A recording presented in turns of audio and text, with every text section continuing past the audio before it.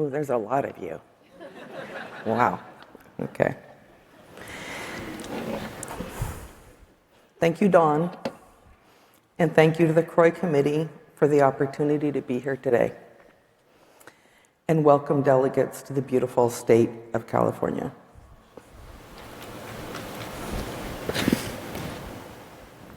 No?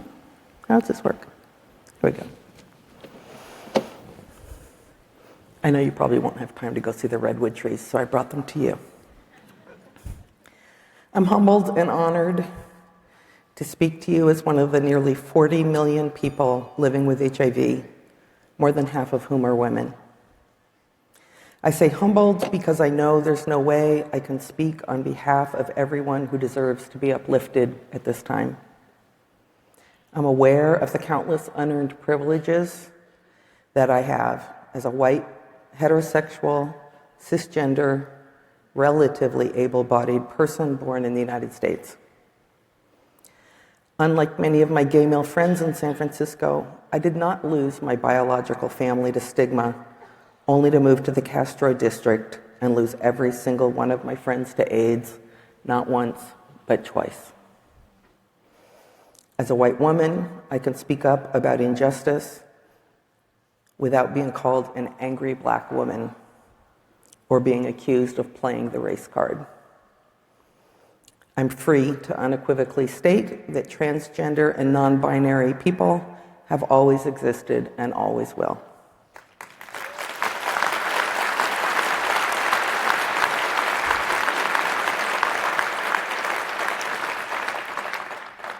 I also have no idea where this microphone is supposed to be. It seems kind of echoey. Is it echoey, or are we okay?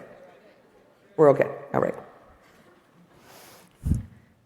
I say also that I'm honored because as a person without a job or official affiliation with any organization, I have the additional privilege of being able to speak my mind, to say all the currently forbidden words, which CROI said I could say, without fear that my organization or institution will be punished by an administration hell-bent on hurting people.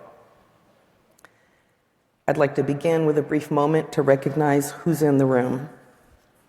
As I look around at all of you, I see scientists, clinicians, activists, donors, and journalists whose work saved my life. I mean this in the most sincere way possible. Your work saved my life. Most Americans don't, sorry. I also want to acknowledge how your work set the stage for the people who did not care about HIV to nonetheless benefit from HIV science when the COVID pandemic hit.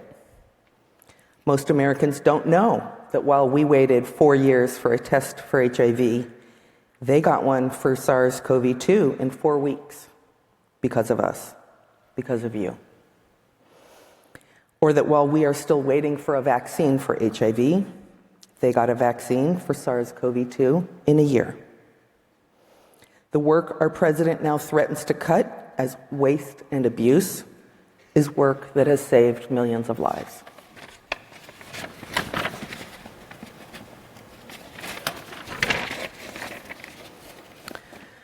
So let us also take a moment of silence to honor those who are not here in the room today. The 40 million people with HIV who've already died, and the many friends and colleagues who have since January 20th lost their jobs or been able to join us due to travel bans and funding cuts. I'm glad some of you are able to join us virtually.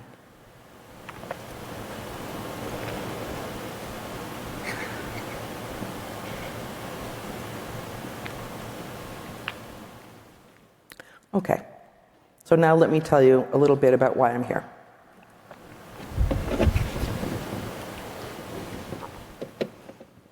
I was 21 when I acquired HIV. Just a kid in college with big dreams of falling in love, getting a dream job, having children, and leaving the world better than I found it. 7 years later, in June of 1990, I was recently married, working a block away from here as an immigration paralegal and about to start law school when a friend told me that her sister had AIDS. My friend was afraid to get tested. "You'll be fine," I said. She was so paranoid. "I'll go with you." My friend was fine, but I was not. My test was positive. My first horrified thought was that now I'd never be able to have a baby. The next was how did I get it and whether my husband had it too. Then how would I tell my parents? And finally the realization that I was going to die. Because back then in 1990, it was understood we were all going to die. On my way out of the door of Health Center number 1, the counselor advised, "Most people find it safer to not tell too many people." Other than telling my husband and my closest friends, my plan was to remain silent.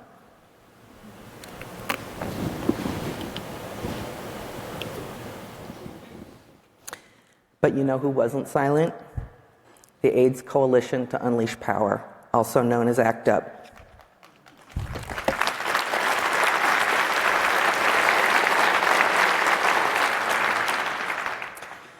Three days after my diagnosis, the International AIDS Conference opened in San Francisco, and every day activists from all over the world were protesting in the streets. In fact, on the day my husband was supposed to get the results of his HIV test, they shut down Market Street a block from my office, chanting, "AIDS is a disaster, women die faster." I had learned in college that the personal is political and that the political is personal, but now I was living it. That chant terrified me. Someone handed me a flyer saying men died on average 18 months after an AIDS diagnosis, but women died after only 6. I remember counting 6 months from the day of my HIV diagnosis. From June 16th, 6 months would be December 16th, and I wondered how I could capture just 2 more weeks to get one last Christmas with my family. But my second emotion was gratitude. Who were these people laying their lives on the line? I wasn't ready to be so bold and outspoken yet, but I was inspired. And they had these t-shirts that seemed to be speaking directly to me. They said, "Silence equals death." An hour later, my husband received his HIV negative test result. I decided the activists were right. Trying to remain silent while my world imploded was killing me. That same night, we shared the news of my diagnosis with his parents and 10 siblings, who were very supportive. My family in Oregon was also very supportive. Then I tried to reach a college boyfriend I hadn't heard from in 6 years. I eventually reached a relative who very reluctantly acknowledged that he had died of AIDS 2 months before my diagnosis.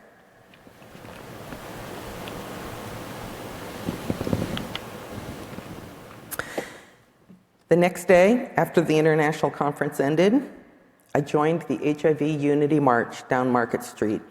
Activists, scientists, clinicians, and policymakers, including some of you here in this room. Something about all of us in the struggle together filled me with a courage that I had not felt before. When a gay immigration lawyer I had worked with asked me why I was there, I told him, "I just got diagnosed. It seemed like a good idea." I have been out about my HIV status ever since. Okay.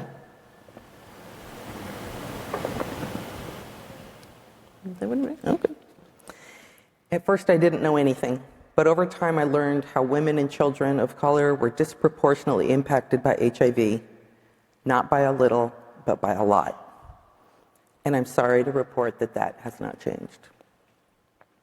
I also learned that activists were suing the CDC to make them update their case definition of AIDS to include women-specific conditions, because HIV-positive women, like Katrina Haslip in New York, were being denied disability. She actually died without ever receiving a diagnosis of AIDS.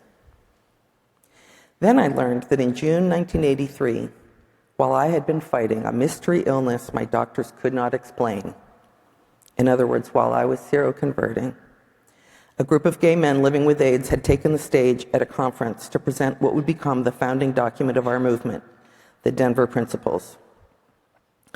Drafted before the term HIV had been coined, the document stated, "We condemn attempts to label us as victims, a term which implies defeat.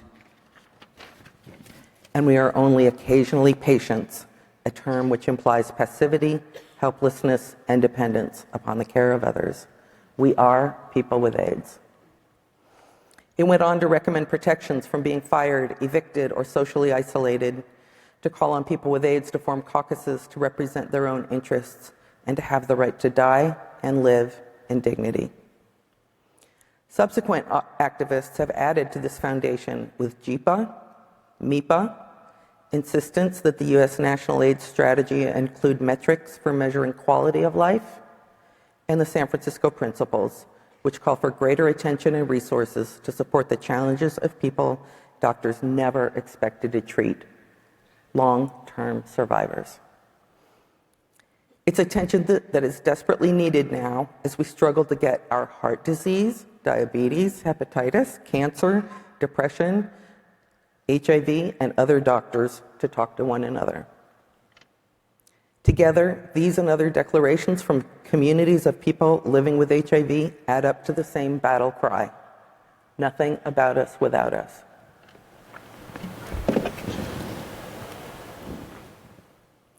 By the time I joined ACT UP, they had split into two groups. ACT UP Golden Gate was focused on research because without better drugs, we were all going to die. ACT UP San Francisco focused on social justice because even if better drugs were discovered, those who couldn't access them would still die. And you know what? They were both right. I felt terribly out of place the first time I attended one of ACT UP's brunches for newcomers. I was, once again, the only HIV-positive woman in a room of gay men. They wore cool clothes, and I still dressed like an Oregon farm girl, which I was.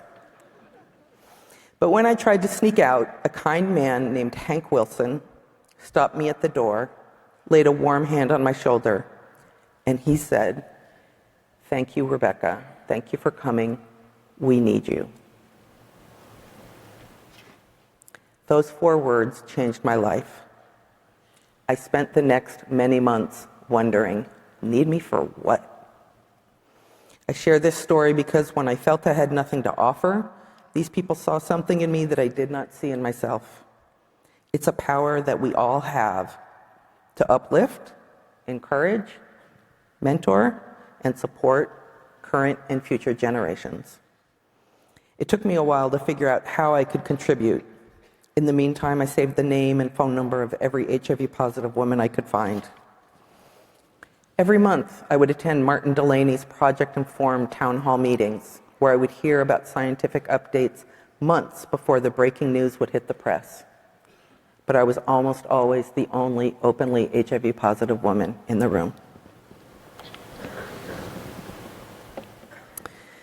A year after my diagnosis, with ACT UP supporting my determination to take what I'd learned, translate it, and share it with women that weren't in the room, my husband Daniel and I started an organization called World, Women Organized to Respond to Life-Threatening Diseases.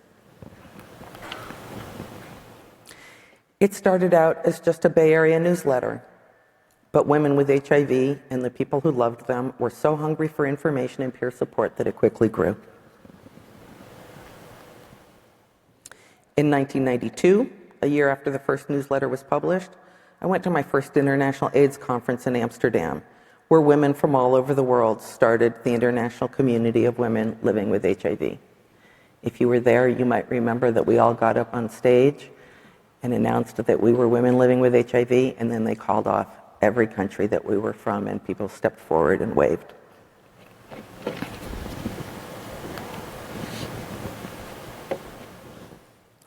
World started holding retreats twice a year that grew to over 100 HIV-positive women. When the retreats were full, some women went and booked hotels in town and then just drove out to the retreat center for the workshop. And then women decided that since our providers never seemed to have enough time to educate us about our condition, we would do it ourselves. That's how a program called HIV University was born.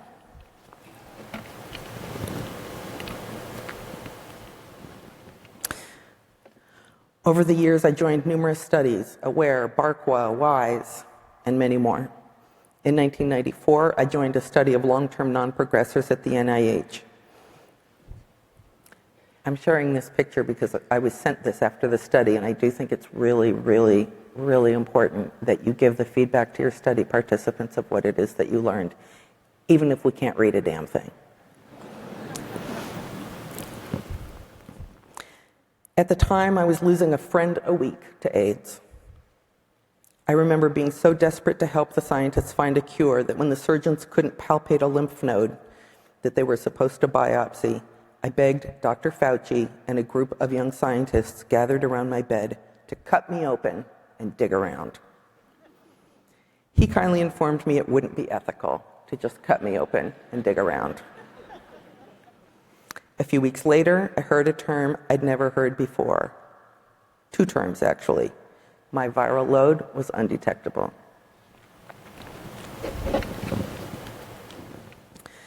Even as my friends were dying, I could not let go of the dream to have a baby.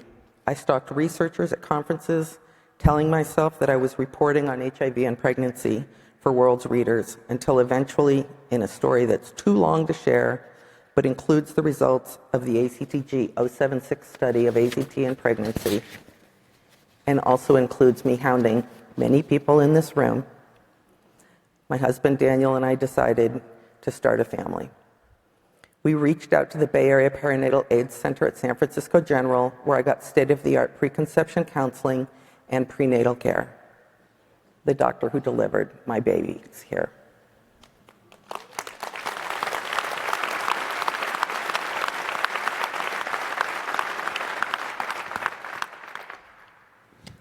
Actually, she delivered 2.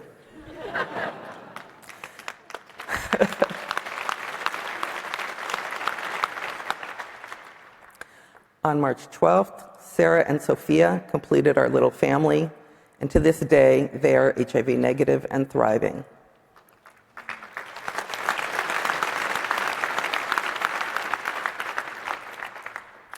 In 3 days, Sarah was sitting right there. I don't know if you want to give a wave.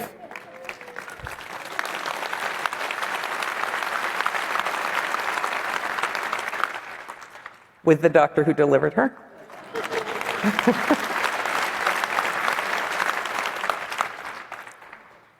In 3 days, Sarah will turn 29. My husband, who is also here, he doesn't want to stand up. We just celebrated our 40th anniversary, and he is still, hold on. I know, that's an achievement in itself, right? 40 years with one person, that is an achievement. I agree. But also, he is still HIV negative.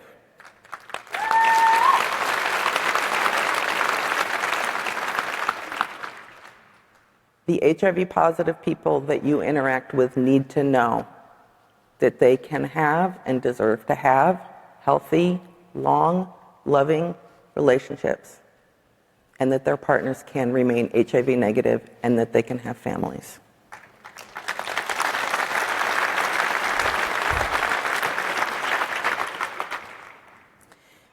After my daughter's birth, I traveled the world talking to women who desperately wanted a family. One of those trips was to Uganda. The locals convinced me to speak to the media because they couldn't find positive women who were willing to speak on the record and have their photograph taken to talk about their HIV pregnancies. So I reluctantly agreed, and then this picture was sent to me years later because the article was still posted on a clinic wall in a rural village. By the time my children were born, I better talk fast, oh my God.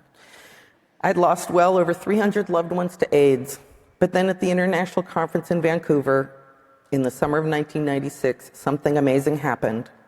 I stood in a dark room, and for the first time I saw the data of what happened when people living with HIV went on combination therapy with these new drugs called protease inhibitors. Their viral load dropped to undetectable and stayed there. I knew then that some of us would survive, but not without scars. I also knew it would require a tremendous effort to get the new drugs to all who wanted and needed them. Today, not only do we have long-term survivors, but there are lifetime survivors who acquired HIV at or shortly after birth. They too have suffered the unimaginable loss of many of their peers, yet found a way to continue blooming. In the United States, they call themselves the dandelions. A lot has happened since my diagnosis 35 years ago. HIV has gone from a death sentence to what should be a chronic, manageable disease. Today we have so many drugs that work, I can no longer name them all. Upon diagnosis, my biggest fear was that my husband, who was uninsured, would become uninsurable. Because of the Affordable Care Act, it's no longer legal to discriminate against people who have pre-existing conditions.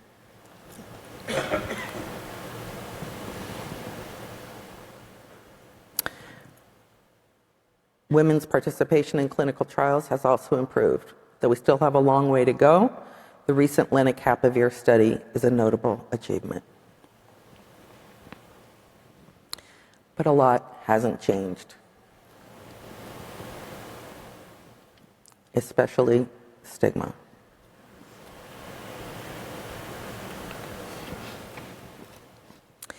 It's easy and dangerous to take all the progress for granted. Many of the more recently diagnosed people living with HIV have never known a time without the AIDS Drug Assistance Program, the Ryan White Care Act, or PEPFAR. But as longtime activist Lauren Jones used to say before she died, somebody fought for you to have that service, and if you don't fight to protect it, you could lose it. My mother used to give me a similar warning. Growing up, I could never imagine that women would lose the right to choose whether to continue or terminate a pregnancy. After all, the Supreme Court had already decided that we did have that right. But today, that right is no longer protected. Millions of lives have been saved. Marginalized groups have organized and finally been heard. But the backlash has been vicious. What? 2 minutes? Oh my God. I'm in trouble. I'm so sorry. Okay, so let's talk about what's happening now. You'll be able to get these slides later. Have you seen the news? Anybody feeling overwhelmed?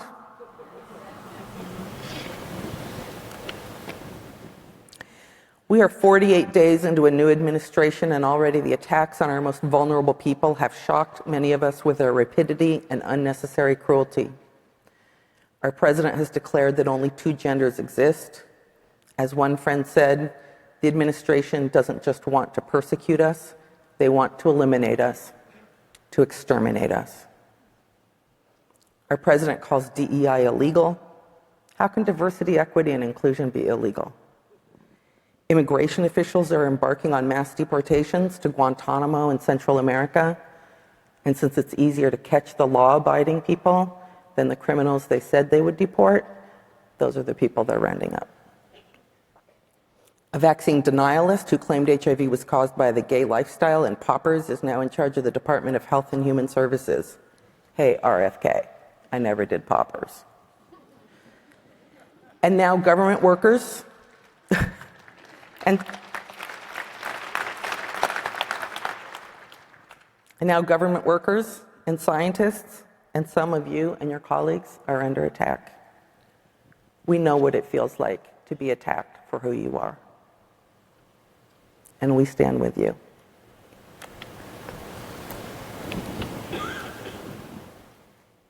Even the most concise timeline of the chaos at USAID can barely fit on this slide. I'm glad that Chris Breyer, is that how you pronounce it? Close enough, he says. He'll be speaking to this tomorrow, so I'm going to go through some of this quickly because I'm running out of time.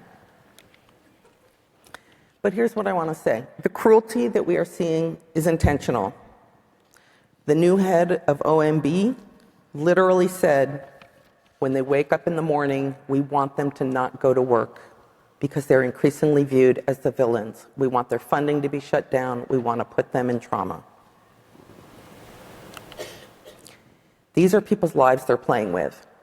As just one example, I ask you to listen to this message from a 20-year-old woman living with HIV who has given her consent for me to share it with you. She shares the impact of the recent USAID PEPFAR cuts and the ongoing stigma against her and her peers. Majorly, I can say all the adolescents like right now are in a panic. Same to me as well. I'm in a panic because we're about to have some shortages of drugs. And unfortunately, maybe the youth-friendly center will be closed because it was also being supported by USAID. So I don't know what we're going to do because our major challenge will be going to take our drugs from the main pharmacy where everybody takes their drugs, and there's a lot of discrimination there. Accidental disclosures can occur.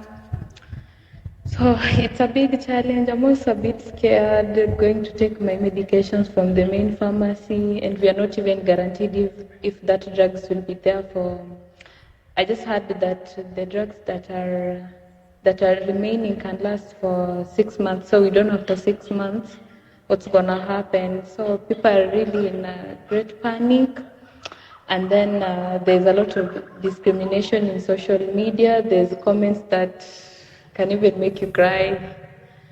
So many people are in a panic. Many people are just saying that they're just waiting for death. But I keep telling them that God will open another way.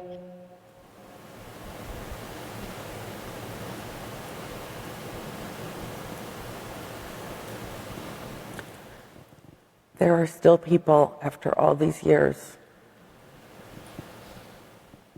who wonder if it would be better to die than to have people find out they have HIV. We have to change that. The recklessness we're seeing is like dropping an egg on the floor. You can't just pick it up and put it back the way it was. Many of us believe they started the assault on democracy by cutting programs that serve Africans, undocumented immigrants, and transgender kids because they thought that Americans would let them pick on the most vulnerable and they would get away with it, even if they broke the law, which they have many times. This is a coup. We have to stop it now. We have to fight back, and we have to call it what it is while we have a chance. I don't have time to go into the how they're going to be coming after Social Security and Medicaid, so I'll just point out my bill for Biktarvy, $12,000 for 3 months.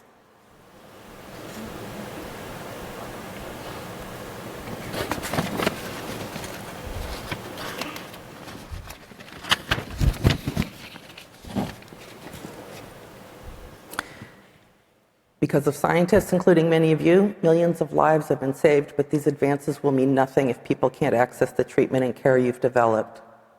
What's a world look like when people can't get ART? I remember what it looked like 30 years ago, and it wasn't good. We can't go back.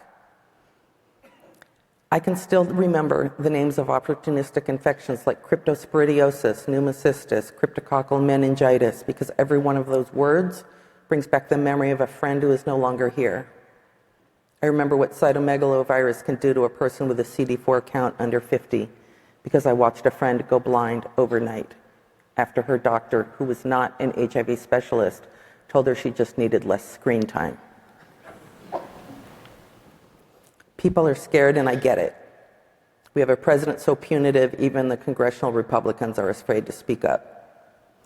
And I understand that there are times when silence by individuals and organizations may protect people. But this stunning collective silence ensures that the abuses of power and assaults on our humanity will continue. We can already see examples.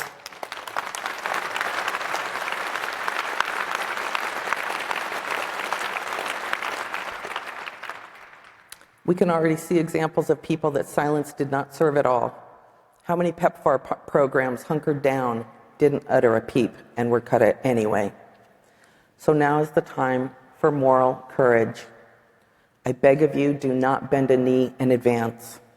Do not crumple in despair. That is exactly what they want you to do.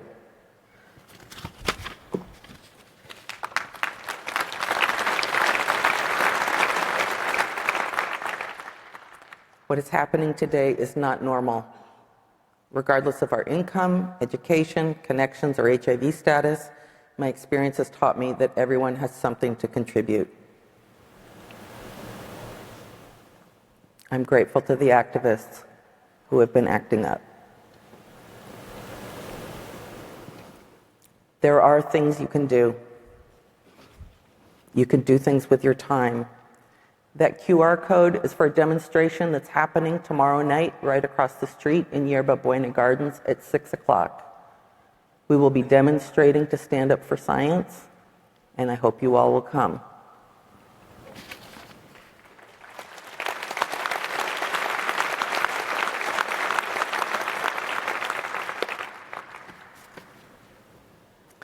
You can also give of your resources.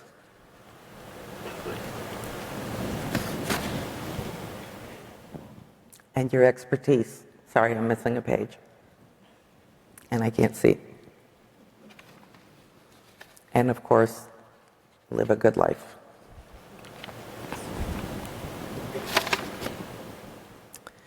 There's a post-it I keep on my computer that I turn to in moments when I am unsure what to do or when I am afraid. It says, fear is a reaction, courage is a decision. Don't be afraid. Figure out what you can do, and then do it. Because someone once said to me, we need you.